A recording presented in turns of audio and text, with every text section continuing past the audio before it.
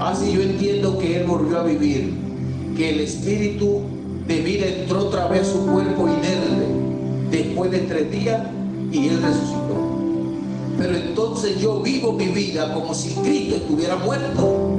No vivo como que le creo, le sirvo a un Cristo vivo y de poder vencedor. Vivo un evangelio de derrota, cuando lo que Cristo nos ha enseñado es un triunfo irreversible sobre los fundamentos de la muerte y nos ha traído a la vida eterna, abundante y de poder. Cristo llena todo. Si hay vacío en nuestras vidas, probablemente lo que está faltando es Cristo. Porque cuando Cristo llega, todo lo llena. En el cielo y en la tierra. Y aún debajo de la tierra, en el inframundo, ahí todo se manifiesta, aún ahí el poder de Cristo. Aleluya.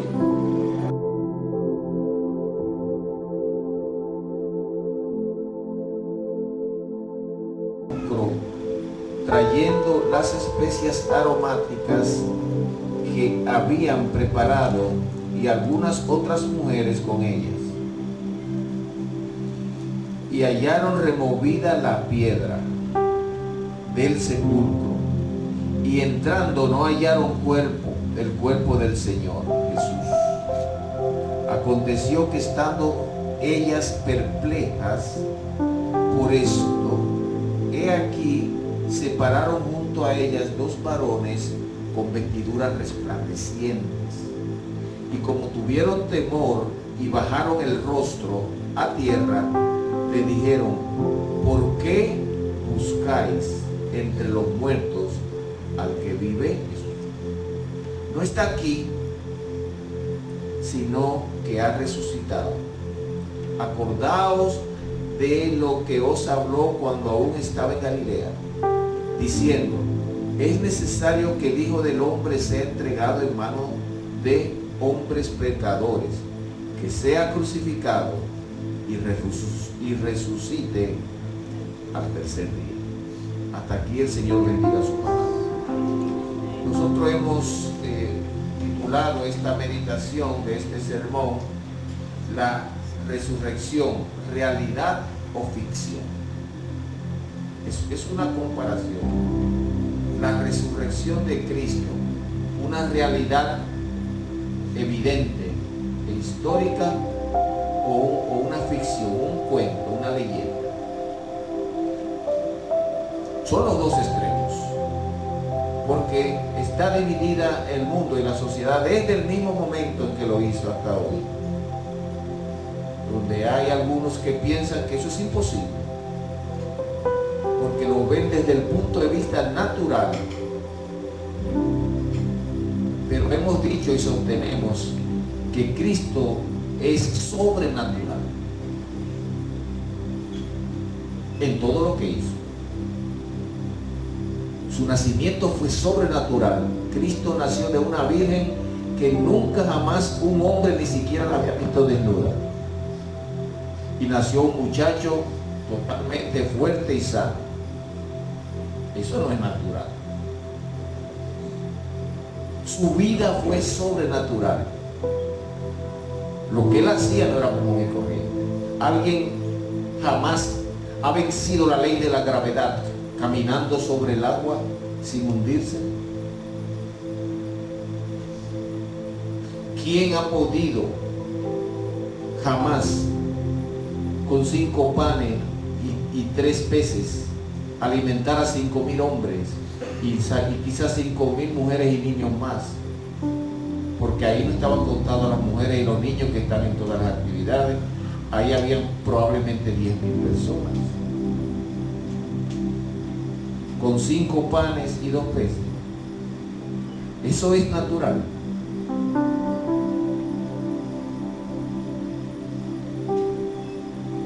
¿Quién tiene un poder tan grande? Y la osadía, si lo podemos ver desde ese punto de vista, para pararse frente a una tumba de un hombre que tiene 4 días que está enterrado y que su propia hermana le dice que ya hiede porque es de 4 días, y él llamarlo por su nombre y aquel hombre salir caminando. Eso es natural. Entonces la pregunta es, ¿por qué sorprender que ese hombre que ha hecho todas estas cosas al tercer día salga del sepulcro venciendo a la muerte de una manera también sobrenatural? Es que él es sobrenatural. Y lo que quizás lo duda es por falta de conocimiento de Jesucristo, que aunque es un hombre, 100% hombre, también es Dios, 100% Dios. La resurrección de Cristo es un evento central de la fe cristiana. Como decíamos ahorita, si Cristo no resucitó, estamos nosotros buscando. Se considera como el fundamento de la esperanza en la vida eterna. Si Cristo no venció a la muerte para no volver a morir, ¿en qué fundamentamos nosotros la doctrina o la enseñanza de que hay vida eterna? ¿Cuál es nuestra base? Todo lo que tú dices, tú tienes que tener una evidencia, una prueba, un fundamento en lo que tú fundamentas eso. Si no, tu palabra es una falacia. Es precisamente ese hecho que nos da el aval, el respaldo para poder hablar de promesa de vida eterna. Y eso es muy importante que lo tengamos en cuenta, porque de no ser así sería hablar, como dicen por ahí, bafofi. No es así. Es la resurrección de Cristo que le da poder y valor a esa aseveración. Hay esperanza de vida eterna para todos. Evidentemente que no, porque la vida eterna se encuentra solamente en Cristo. Aplica exclusivamente para los que tienen a Cristo, porque Él es el portador de la vida eterna. Nadie puede aspirar a tener la vida eterna si primero no tiene a Cristo en su corazón. Entonces no podemos decir que aplica para todo el mundo. No, la vida eterna aplica solamente para los que están en Cristo Jesús. Los Corintios era una iglesia muy grande y muy influyente en los tiempos del apóstol Pablo. Corinto era una ciudad griega con una gran influencia griega, helenística. Y para ellos se hacía muy difícil poder entender el aspecto de la resurrección, porque vamos a ser honestos, científicamente, clínicamente, no es muy fácil explicar el fenómeno de la resurrección. Una persona muy racional, muy intelectual, que quiere conocer la causa y el efecto de todo, no le va a cuadrar tan fácil que estaba muerto y ahora volvió a vivir. Porque una vez que hay un cese de las funciones vitales, digamos latido cardíaco, respiración, pulso, ya no es tan fácil decir que va a volver a vivir, y más 3 días después. Entonces, si eres muy científico, muy racional, lo más probable es que tú seas arropado por la duda. Y eso estaba sucediendo a los corintios. En el libro de 1 Corintios, capítulo 15, versículo 12, y 1 Corintios, capítulo 15, versículo 13, vamos a ver qué dice el apóstol Pablo a esta iglesia greco-romana, porque para el momento en que Pablo escribe a los corintios, Roma es quien gobierna imperialmente en todo el mundo. Sin embargo, la influencia de Corinto no es romana, es griega, porque se dice que Roma conquistó militarmente a Grecia, pero que Grecia conquistó culturalmente a Roma. Los griegos conquistaron culturalmente al mundo. La base de la ciencia y de todo conocimiento es de la cultura griega. Los nombres son nombres griegos. Grecia es una gran influencia cultural cuando fue imperio para todo el mundo. Ahora me gustaría que proyectaran por favor la lectura. 1 Corintios 15:12 dice ahí la palabra: pero si se predica de Cristo que resucitó de los muertos, ¿cómo dicen algunos entre vosotros que no hay resurrección? Hermano, esto es una contradicción. No puede haber contradicción. Si los muertos no resucitan, ¿cómo están algunos predicando de que Cristo resucitó si no existe tal cosa como resurrección de muertos? Parece algo absurdo. Hay una contraposición de ideas. Los muertos no resucitan. Entonces, ¿cómo usted me convence de que Cristo resucitó? Que había esta disyuntiva en esta iglesia, y la hay en todo lo que es el mundo intelectual, científico, que no pueden explicar lo que es sobrenatural. Y como la ciencia no tiene una respuesta, entonces viene la duda. Y en ciertos círculos más altos llega hasta la burla. Son unos dogmáticos. No saben en lo que creen, no pueden explicarlo. Hermano, la fe es la certeza de lo que se espera y la convicción de lo que no se ve. Si ya lo viste, no es por fe. Y si tengo que ver para creer, tampoco es fe. No podemos nosotros hoy, como una iglesia que pretende agradar a Dios, portar en nosotros el efecto Tomás. Si no toco el lugar de las heridas de sus clavos, no creeré, dijo Tomás, uno de los 12. Dios no quiere Tomás.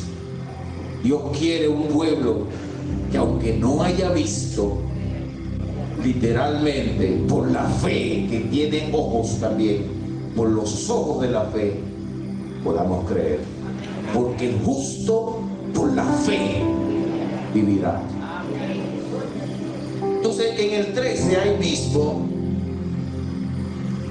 15:13, porque si no hay resurrección, partamos de esa premisa, quizás, probablemente, planteémonos como algo real, que de hecho no lo es, porque antes de Cristo también hubieron muchas resurrecciones. La de Lázaro había sido en esos mismos días. Recordemos Elías, el hijo de la viuda de Naín, Eliseo, la hija de Jairo, los que resucitaron incluso con la sombra de Pedro, que ya fue después en el tiempo de los Hechos. La resurrección era un evento recurrente y común. La única diferencia, que las otras resurrecciones, como decíamos, fue para volver a morir. Cristo es la primicia de los que durmieron, en el contexto de que Cristo se despertó de los muertos, se levantó para ya no ver muerte jamás. Ahora, si no hay resurrección de los muertos, dice Pablo a los corintios, y con mucha razón, pues tampoco Cristo resucitó. Es lógico, ¿verdad? Pero realmente en esta observación en este postulado, planteamiento, evidentemente que los corintios están equivocados y que Pablo tiene la razón. Él los está llevando a razonar, a entender que sí hay resurrección y que sí se resucita y que Cristo sí resucitó. 14. Y si Cristo no resucitó, ¿verdad? Si cabe la posibilidad, suponiendo que fuera cierto que no resucitó, que no es la verdad, obviamente, entonces vana es entonces nuestra esperanza. Porque yo voy a estar esperando aquí sentado en un muerto. Hermano, los muertos ni oyen, ni ven, ni entienden. Los muertos pertenecen a otro nivel de la existencia. Hermanos, ellos no pertenecen a este lado de la existencia.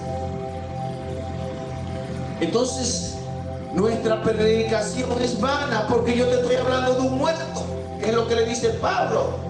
Vana es nuestra predicación. Y vana es también nuestra fe. ¿En qué es que estoy poniendo mi confianza? O sea, si es como ustedes creen, esto no tiene sentido, Corintios. Pero la verdad es que no es nada de eso que ellos están entendiendo. Hay un solo evento que le da sentido y valor a todo el planteamiento y cambia totalmente toda la temática: que Cristo resucitó. Y eso es lo que nos da esperanza, y eso es lo que nos da seguridad, y esa es la energía y la fuerza que nos impulsa para seguir creyendo, viviendo una vida separados del mundo y una vida agradable a Cristo, porque tenemos la esperanza eterna de que como Cristo resucitó, nosotros también resucitaremos. Alabado sea el nombre de nuestro Dios. Entonces es importante, iglesia, que nosotros estemos bien fundamentados, que no haya ni sombra de dudas. No importa quién nos quiera hacer creer lo contrario, cómo se llame, cuánto haya estudiado, a qué círculo social, intelectual pertenezca. No importa, no hay nada con más autoridad que la Biblia, que es la palabra de Dios, y ella es la que afirma que Cristo resucitó. Cristo resucitó. Alabado sea el nombre de Dios. Entonces, la negación de la resurrección ha sido una posición de algunos desde el principio del Evangelio.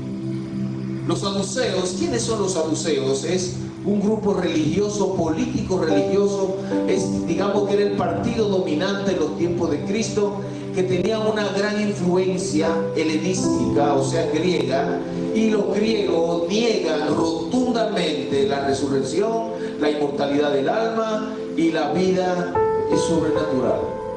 Los griegos son muy racionales y ellos necesitan una razón con una explicación para ellos poder creer. Humanamente eso es ciencia. La ciencia tiene que plantear la hipótesis, tiene que observar el objeto, tiene que comprobar que eso es cierto y entonces volverlo de una hipótesis a una ley. Una metodología, hermano. La fe viola y rompe todos esos parámetros, porque la fe es lo que hace posible lo que humanamente se ve como imposible. La iglesia que es muy racionalista y que quiere buscar explicación a las cosas eternas y de Dios, será una iglesia que nunca podrá crecer a la imagen de Cristo, porque la fe para la gente de ciencia siempre será locura.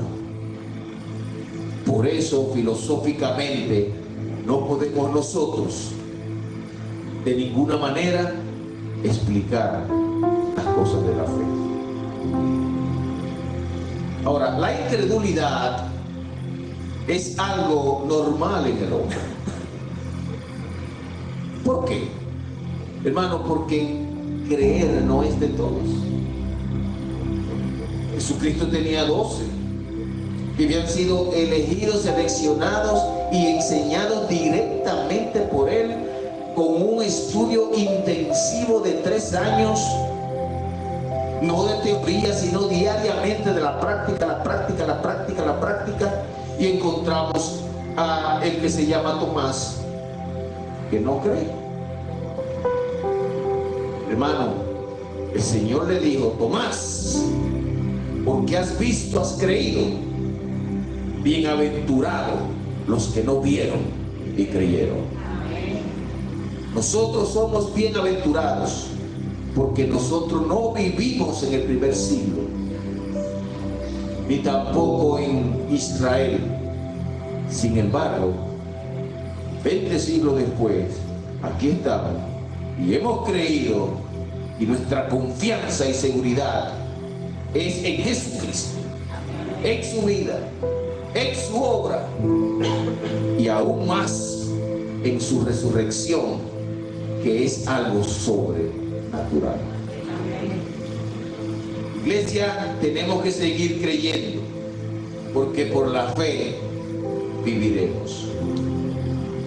Ahora, ¿por qué los corintios no creían en profundidad? Pablo tiene entonces que detallar etapa por etapa lo de la resurrección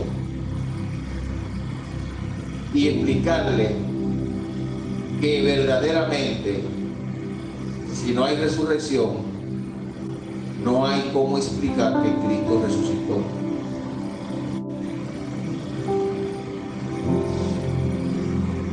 En el libro de Juan, capítulo 20, versículo 29,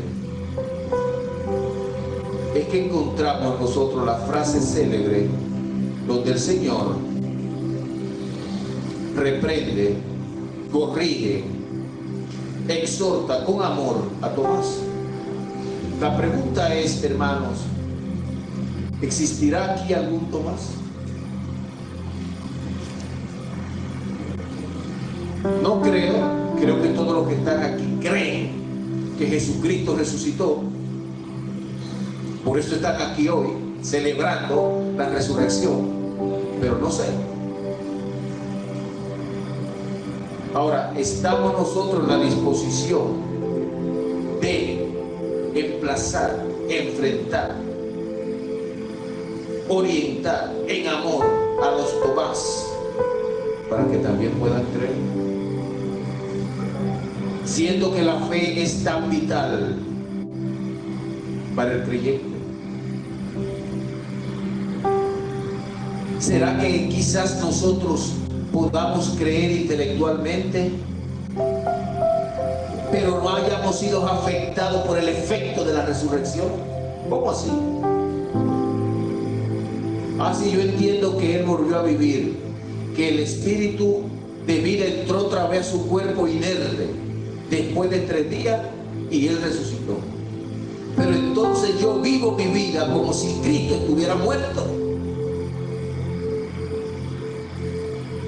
No vivo como que le creo, le sirvo a un Cristo vivo y de poder vencedor. Vivo un evangelio de derrota, cuando lo que Cristo nos ha enseñado es un triunfo irreversible sobre los fundamentos de la muerte y nos ha traído a la vida eterna, abundante y de poder. Creo que resucitó perfecto, pero no estoy proyectando esa victoria, esa nueva vida, ese poder que resucitó a Cristo. No está operando también en mí, que creo en Él.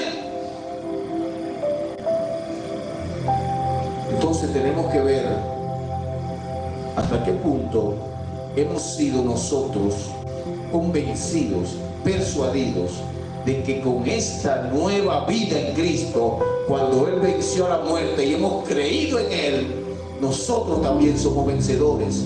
La iglesia tiene un poder que ha sido dado a través de Cristo, el Cristo resucitado. Pero tenemos que creerlo, porque esa autoridad Él nos la dio. Y fue un mandato exclusivo y fue la despedida de Él. Y hacer discípulos a todas las naciones. Y nos dio el poder. Y nos comisionó. Y nos autorizó. Pero nosotros como que no hemos entendido. O no lo hemos creído. Porque la iglesia a veces está agachada. No se siente. No es sal de la tierra y no es luz del mundo. Toda autoridad me ha sido dada en los cielos como en la tierra, dijo Cristo. Por tanto, id y hacer discípulos a todas las naciones, bautizándolos en el nombre del Padre, del Hijo y del Espíritu Santo. Es necesario que entendamos que hemos sido investidos de ese poder y de esa autoridad.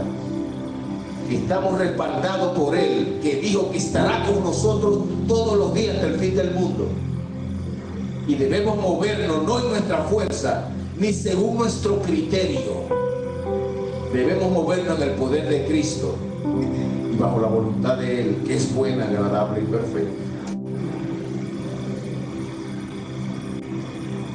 Ahora, Jesucristo, ¿cómo fue el fenómeno de la resurrección?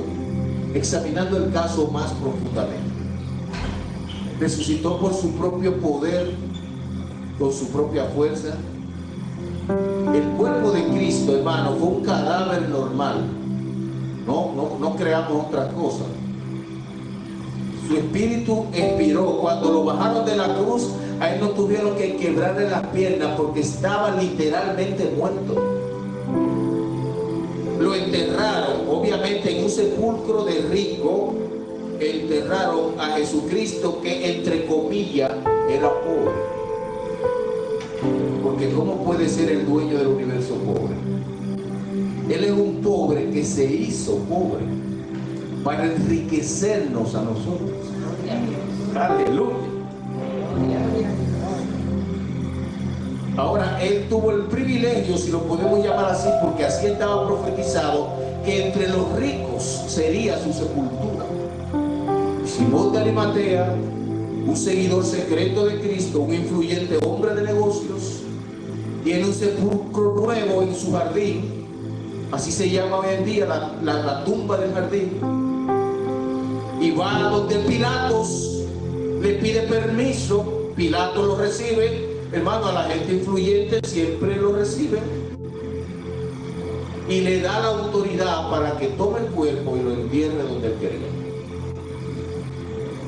Y así Cristo queda sepultado en una tumba de primera clase, en un lugar privilegiado, como realmente merecía, porque Él es el Mesías, el libertador y el salvador de toda la humanidad. Alabado sea el nombre de Dios.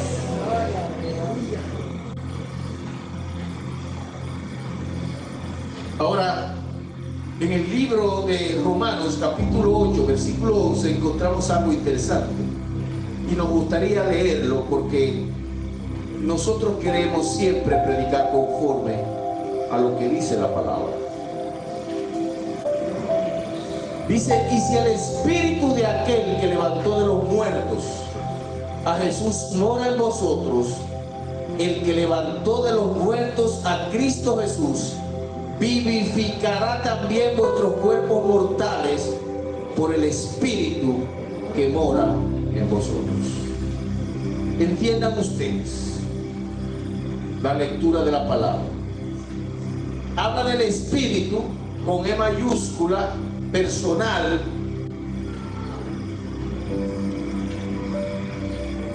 de aquel que levantó de los muertos semejandos a Jesús. O sea, Jesucristo fue levantado por el Espíritu.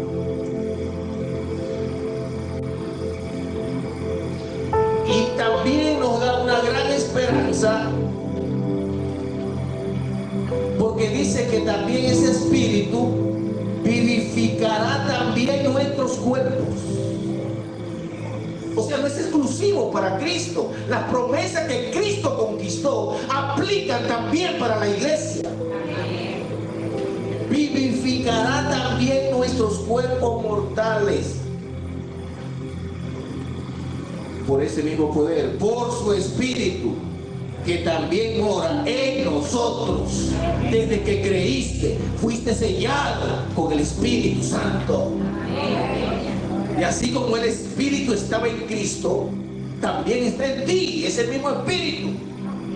Obviamente, en Cristo había un gran poder, pero recordemos que en Cristo nunca hubo pecado.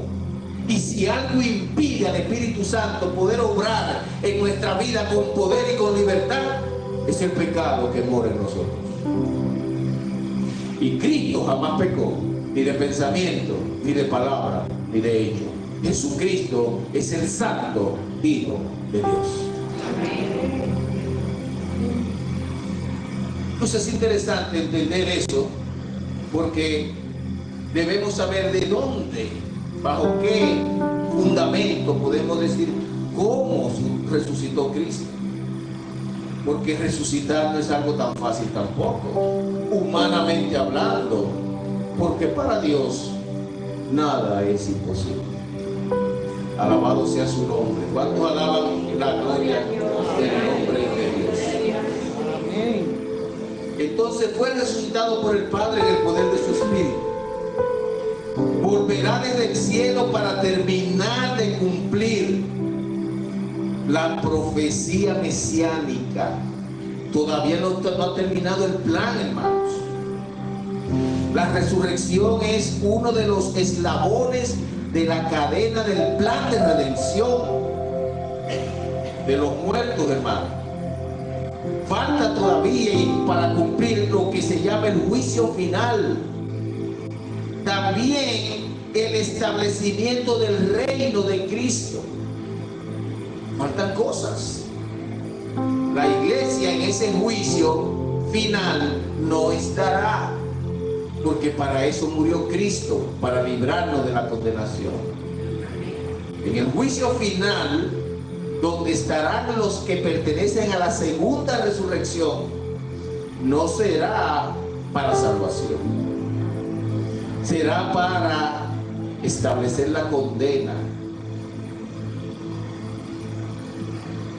para los que no creyeron y no recibieron a Cristo como Señor y Salvador.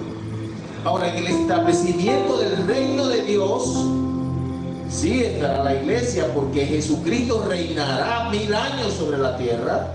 El milenio, somos mileniaristas, y en su reino reinará con su pueblo, y la iglesia tendrá sus funciones. Todo eso es parte del programa que falta por ejecutarse ahora, después que Cristo ha resucitado. ¿Cómo venció Cristo la muerte? Un enemigo tan temible. La muerte tenía un imperio y tenía a todos los hombres en temor, en miedo. Hasta el día de hoy la fobia a la muerte es algo universal, natural. Todo el mundo le teme. ¿Quién quiere morirse? Nadie. Pero la muerte se atrevió a atacar a Cristo. Aparentemente no sabía con quién se enfrentaba, porque cuando tu adversario, tu enemigo es más fuerte que tú no lo retas. Y Cristo demostró que está por encima de la muerte. Efesios 4, versículos 9 y 10 nos da un entendimiento de la obra de Cristo que fue tan completa y extensa que hasta en la muerte no se detuvo su obra. Él murió con una finalidad, y la finalidad fundamental fue visitar a los muertos que estaban muertos para llevarle la buena nueva de salvación. Hay muchos evangelistas que han andado el mundo entero y que han ido a lugares tan lejanos que los vuelos duran 2 o 3 días. Pero Cristo es el evangelista más grande porque vino desde el tercer cielo, una distancia incalculable. Y es tan grande y extenso el trabajo evangelístico de Cristo que visitó hasta el sepulcro, el Hades, donde viven los muertos, para hasta ese lugar llevar el evangelio de salvación. Para que si ellos creen, aunque estén muertos, vivan. Porque Cristo vino para dar vida a todos, no importa dónde estén ni quiénes sean. Efesios 4, 9 y 10. Y eso de que subió, dice el apóstol Pablo, explicándole a los efesios, que es sino que también había descendido primero a las partes más bajas de la tierra. Se dice y se cree que el Hades, el Sheol, Hades en hebreo, la palabra Sheol en griego, pero todas traducen el lugar de la morada donde están las almas de los muertos. Ahí llegó Cristo cuando murió, según Efesios 4:9. ¿Y qué hizo allí? 10. El que descendió, dice Pablo, es el mismo que también subió. O sea, no se quedó allá donde los muertos. Y subió por encima de todos los cielos. ¿Cómo todos los cielos? Recordemos, hermanos, que hay primer cielo, segundo cielo y tercer cielo. Cristo descendió y fue a la diestra del Padre, al cielo más alto, al tercer cielo. No una agrupación que canta por ahí. ¿Y qué sigue haciendo? Para llenarlo todo, dice el 10, el anterior, subió por encima de todos los cielos para llenarlo todo. Hermano, ¿qué más? 11. Y el mismo, ese Cristo que descendió y que resucitó, constituyó, hermano, Él dio los dones y a cada quien le repartió conforme a la medida del don de fe nuestro y conforme al propósito de Él. Él mismo constituyó a unos apóstoles con 12, a otros profetas, a otros evangelistas, que son los que van por el mundo llevando el mensaje de salvación, a otros pastores y a otros maestros. Esos oficios, esos títulos los ha dado Cristo, es Él que lo ha dado. Y cuando Cristo te llama y te da algo, te respalda para que sea eficiente en lo que Él te ha llamado. Ahora, el propósito de todo esto es para edificar el cuerpo de Cristo, la iglesia, que es el cuerpo de Cristo, para que se haga la obra de redención que Él inició y que Él la perfeccionó con su vida y su muerte y su resurrección, y la obra no se detenga, porque la iglesia es el cuerpo visible de Dios. O sea, lo que Él ejecutaba con su propio cuerpo cuando estuvo aquí, ahora somos el relevo. Es la iglesia la que tiene que continuar lo que Cristo inició. Y el Señor espera que nosotros cumplamos el llamado de hacer la voluntad de Él en este tiempo, en esta dispensación y en el lugar donde Él nos ha levantado. Así que es importante, hermano, que podamos entender eso. El Sheol, como yo le decía, es un lugar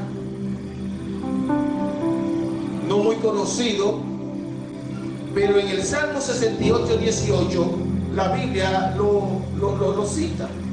Salmo 68, 18.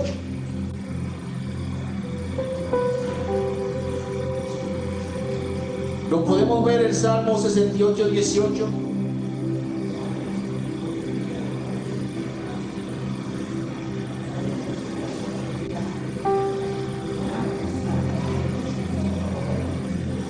Subiste a lo alto. Está hablando proféticamente el salmista, porque se refiere a Cristo. Y está escribiendo aproximadamente, David vivió aproximadamente 1000 años antes de Cristo, 900 y tal.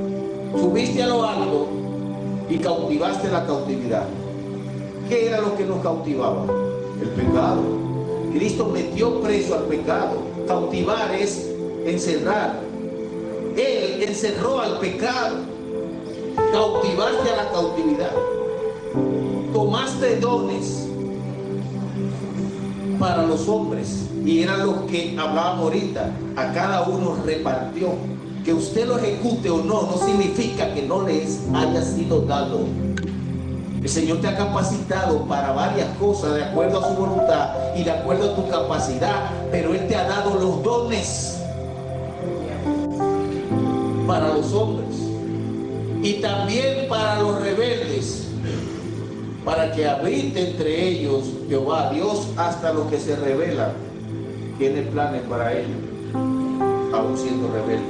Hermano, eso no es algo fortuito o algo casual. Estaba establecido proféticamente que Cristo lo iba a hacer.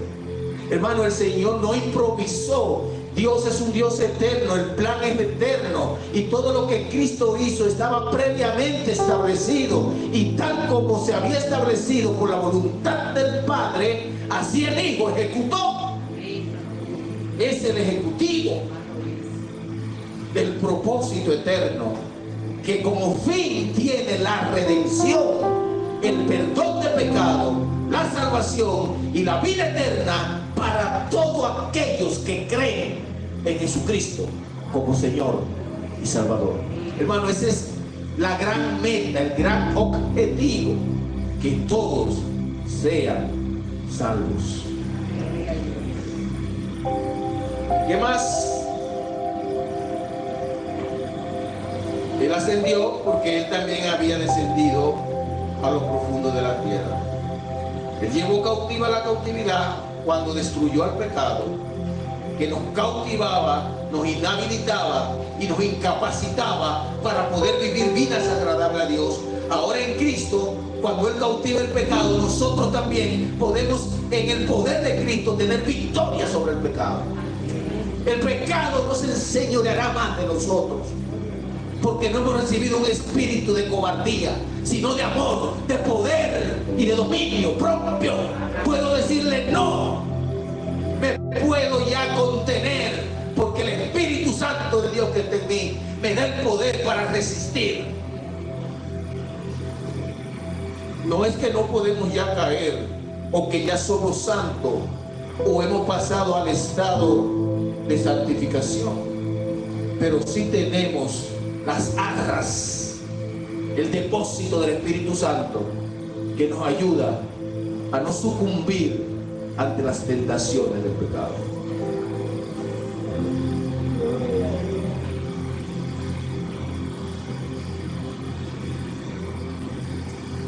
En Lucas 24:5 tenemos la evidencia de que Cristo está vivo.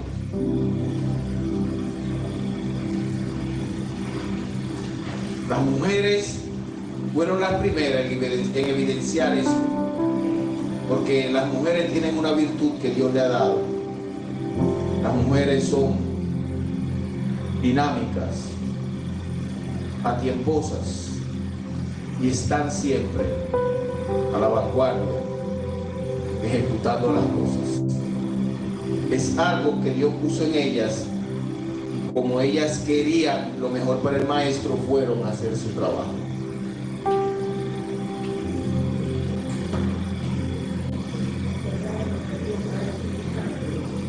Pablo, escribiéndole a los tesalonicenses, habla del orden cronológico de cómo sucederán todas estas cosas. Porque Cristo no resucitó, hermanos, por resucitar. Como lo decía ahorita, la resurrección solamente era un eslabón en la cadena del plan de Dios.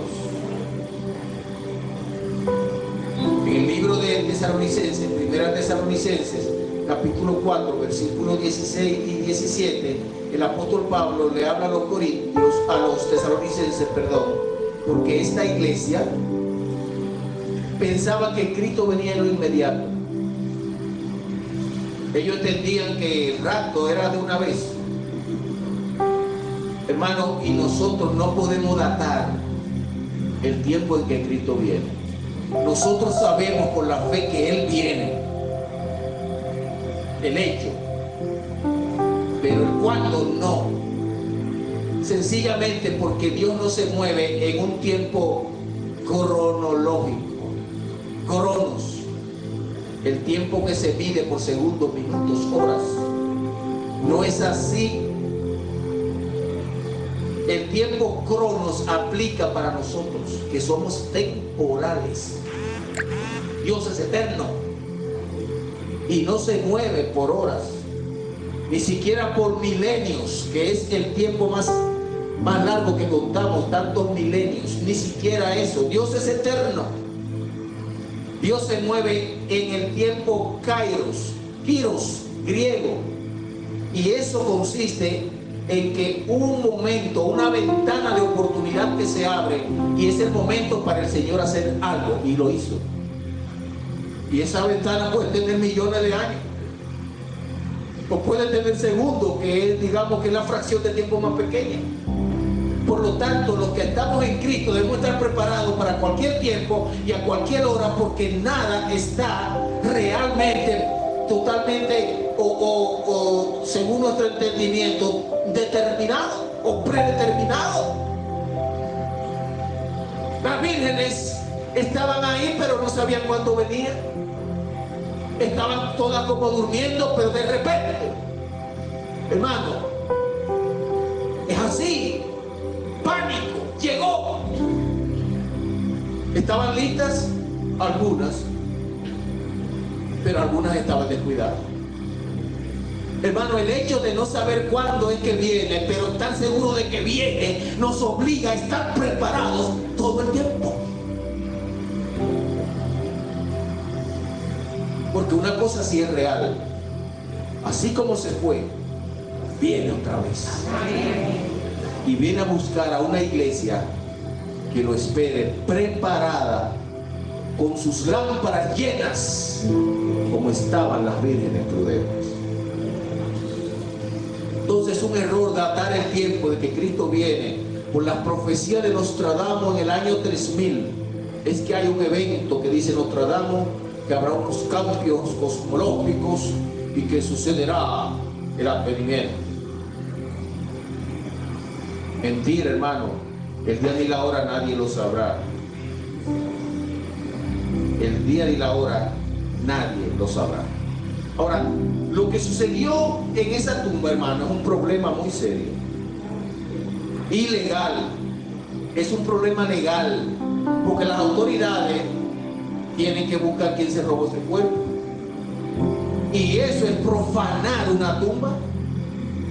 Y eso lleva cárcel, pena, juicio, porque eso no se puede robarse un cadáver.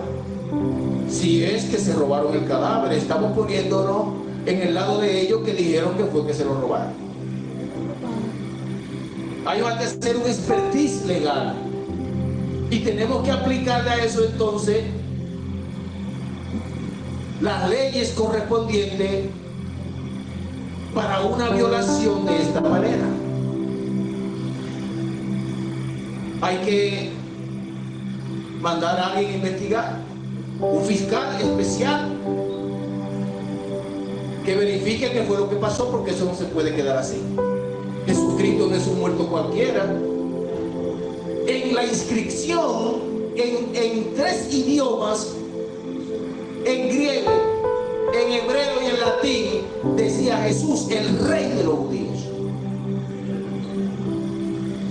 No es un loquito viejo, hermano. Y aunque los fariseos no lo aceptaban como tal, Y mandaron a decir a Pilatos: no, él no es rey. Él dijo que él era el rey. Y Pilatos, el gobernador romano, le mandó a decir: lo que yo he dicho, no he dicho. O sea, ese es el rey. Y ahora el cuerpo del rey de reyes y señor de señores, según lo que ellos informan, ha sido raptado. Es un lío feo. Y eso no se puede quedar así. Amerita una investigación y que se diga realmente qué pasó, con la verdad. El problema es que aquí no hay verdad. En el mundo, hermanos, no busquemos verdad. El mundo, y sobre todo el mundo político, no tiene la verdad. La verdad está siempre en Jesucristo, que es la verdad y que es la vida. Mateo 28:13. Vamos a ver Mateo 28:13. A ver qué fue, qué pasó y cómo se iba a determinar esto. 13. Oiga lo que dijeron a los soldados. Ellos no fallaron, ellos estuvieron despiertos todo el tiempo, hermano, que se sepa. Lo que pasa es que ellos, a pesar de estar despiertos, no pudieron ver ese evento, porque las cosas de Dios las ve quien Él quiere, Pero cuando van a dar el informe a sus jefes, a los fariseos, a los escribas, oiga lo que le dicen: decid vosotros, sus discípulos, vinieron de noche y lo hurtaron, estando nosotros dormidos. Los soldados no eran todos, le dijeron: pero entonces nos van a cortar la cabeza, porque si decimos que nos dormimos, entonces fallamos en nuestro servicio. No. Y dice la palabra que los sobornaron con mucho dinero. Vamos a ver 14, a ver qué dice. Y si esto lo oyere el gobernador, le dicen ellos, si esto lo oyere el gobernador, le persuadiremos. O sea, para que dejen eso así. ¿Ven cómo se mueve la política desde siempre? Y os pondremos a salvo. Olvídense, nosotros nos encargamos de eso. 15. Y ellos, tomando el dinero, hermanos, soborno, hicieron como se les había instruido. Este dicho se ha divulgado entre los judíos hasta el día de hoy. Vamos ahora a ver los hechos. La piedra que cubría la puerta del sepulcro pesaba aproximadamente 2 toneladas.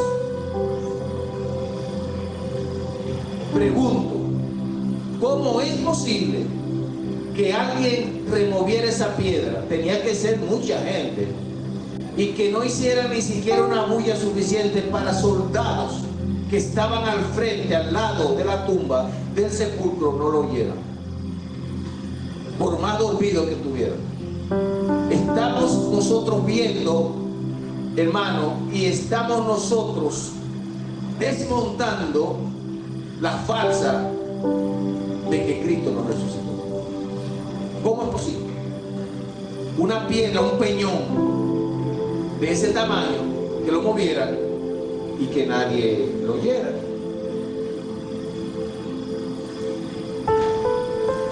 Hermano, para hablar mentira y comer pescado, alguien dijo, hay que tener mucho cuidado.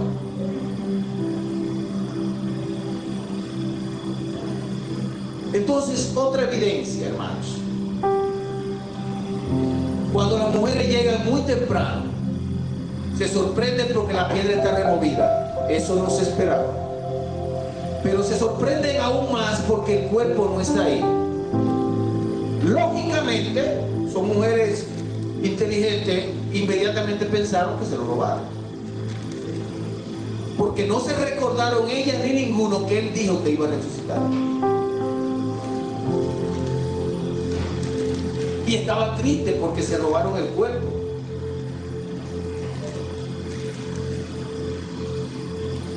Ahora, ahí alguien tenía que responder, porque ellos afirmaron que fueron sus discípulos que se lo robaron.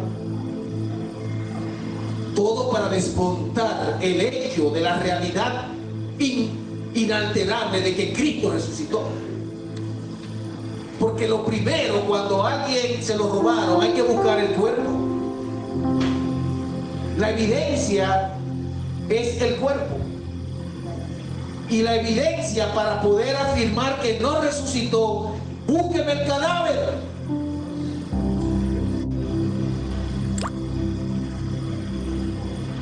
Mientras no hay un cuerpo en una catástrofe, se considera como desaparecido. Aunque se sospeche altamente que está muerto, pero legalmente desaparecido. El hecho es que Cristo no estaba desaparecido, porque a Cristo lo vieron todo lo que Él quería que lo vieran. Lo vieron las mujeres, lo vieron los discípulos a Emaús. Hermano, Cristo apareció por lo menos 11 veces durante sus 40 días antes de la ascensión, aproximadamente 11 veces a sus discípulos. Él no estaba desaparecido.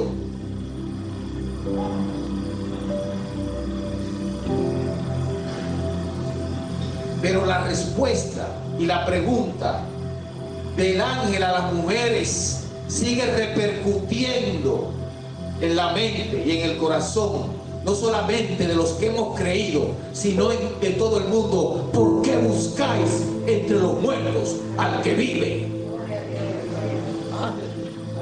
No puede estar ahí. El Hades no lo pudo contener, el Seol no pudo contraer, la muerte no lo pudo retener. Jesucristo venció triunfante a la muerte. Jesucristo resucitó para darnos una nueva esperanza, una confianza, una seguridad de vida y de vida eterna.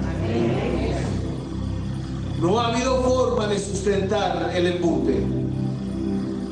La verdad es que Cristo resucitó. Alabado sea el nombre de nuestro Dios. Evidencia de la resurrección, porque estamos haciendo un juicio ahora, ¿verdad? Y lo primero que busca el investigador son las evidencias, las pruebas. Porque en un juicio no me abre, porque yo me imagino, usted tiene pruebas, es lo primero que le van a preguntar. La tumba vacía. Se supone que si está muerto y está enterrado y es un cadáver, ¿dónde usted va a investigar por primera vez? ¿Dónde lo pusieron? Ah, mira, está vacía. Es cierto que está ahí. La tumba vacía. Segunda evidencia, las apariciones. ¿A cuánta gente les apareció? Incluso a su hermano, su medio hermano Santiago, que era de los que lo relajaban en la casa donde vivían, porque no hay cosa más mala que los hermanos con sus otros hermanos. Mira mi hermano que se cree que le usaban. Santiago era, no creía. Creía que era un impostor. Hermano, y Pablo a los Corintios afirma que él apareció a Santiago, y dice la tradición que Santiago se arrodilló a sus pies, se humilló cuando vio a ese hombre vivo otra vez. Se derramó, hermanos. Es que es una verdad muy grande, impactante. Eso es como para... Porque él lo vio clavado, lo vio cuando lo enterraron, y ahora míralo ahí a mi hermano y es el mismo. No es un fantasma, no es un espectro. Toma, ven, pon tu mano en mi herida, tócame, yo mismo soy.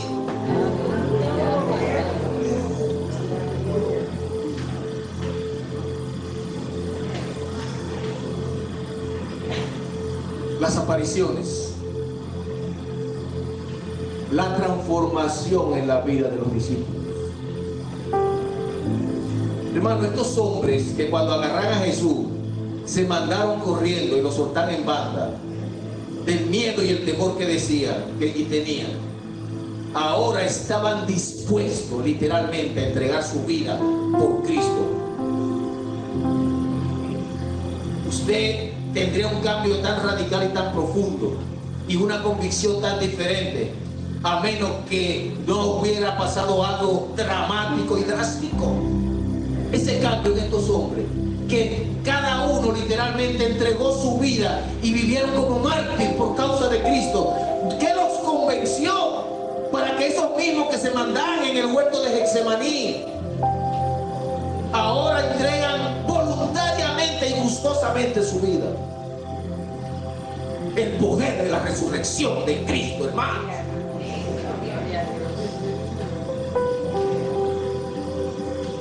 Nada podía convencerlo más que eso.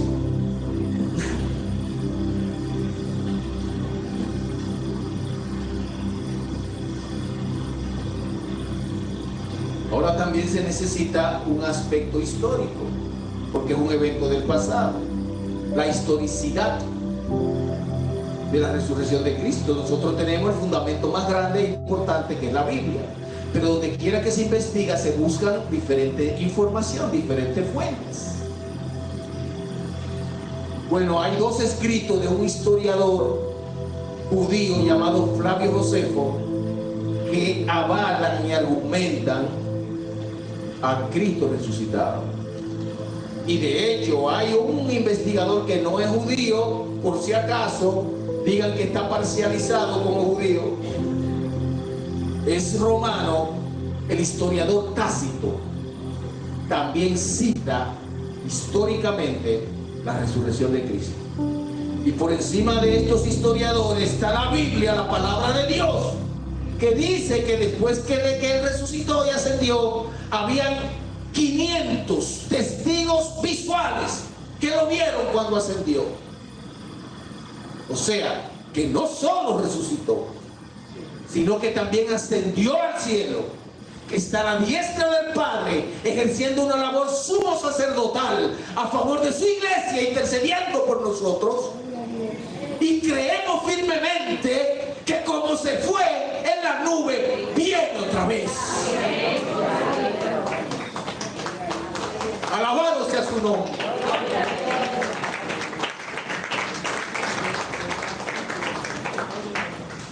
Entonces, ¿qué podemos hacer, hermano? ¿Estas evidencias llenan nuestras expectativas? ¿Cuál es el juicio suyo entonces? ¿Había alguna duda? Tumbe esa duda, hermano. Porque Cristo murió, resucitó, ascendió a los cielos y viene otra vez a buscar a una iglesia preparada. Ese sí es nuestra labor y compromiso, estar preparados para su segunda venida, porque Cristo viene otra vez. Que el Señor nos bendiga rica y abundantemente, y celebremos porque estamos de fiesta, porque Cristo resucitó, venció la muerte, venció la cruz, venció el pecado, venció al diablo y resucitó, aún venciendo al Hades, el lugar de habitación de los muertos, venciendo sobre todo. Cristo es el vencedor. Y nosotros que esperamos y confiamos en Él, también venceremos con Él por medio de la fe. Dios le bendiga rica y abundantemente.